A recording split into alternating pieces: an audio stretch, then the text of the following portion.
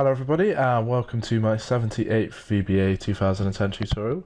And this tutorial is going to show you how to avoid having issues with apostrophes in your text fields. So the only time you really need to use it is with kind of user input into your criteria for things.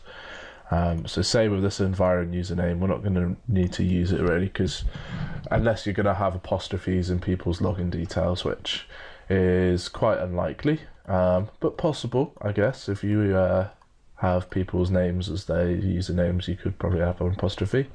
What I'm going to do is I'm going to create a function down here. So function, and so I'm going to call it sanitize SQL, and then we want to bival a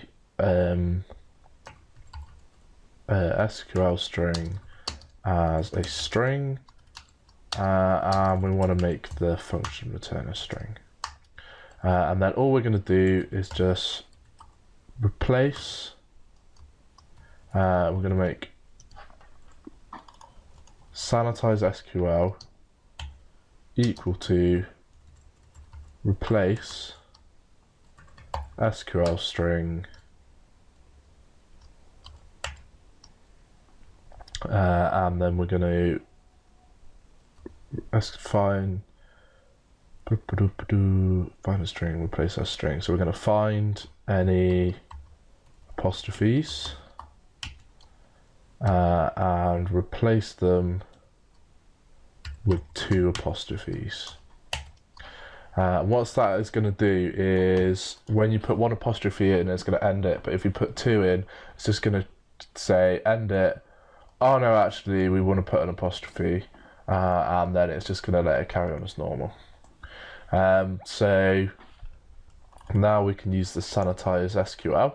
So let's go onto our new name, and we just want to put sanitize SQL around it, and then close brackets. And so now when we press play on this, and I try and change my name to Matt O'Reilly, and press OK, and it's going to run fine. And if we look into our users table, then you'll notice it's updated to Matt O'Reilly. And that is quite an important one to keep, quite an important function. You're probably going to want to just cut it out of there and put it in our DB connection module. So now you're able to use that if you've imported the one that I've made.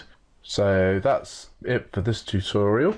In the next few tutorials, we're going to get a little bit more advanced because we've kind of covered the basics now. You should be able to create quite a complex spreadsheet that uses your database as a backend, and do quite a lot of different things. You can create new records, you can get rid of records, you can update records, and you can search through for the existing records and manipulate them. So we'll probably do a couple of examples and then go on to joins and things like that. And so thanks for listening, and I hope to catch you in the next tutorial.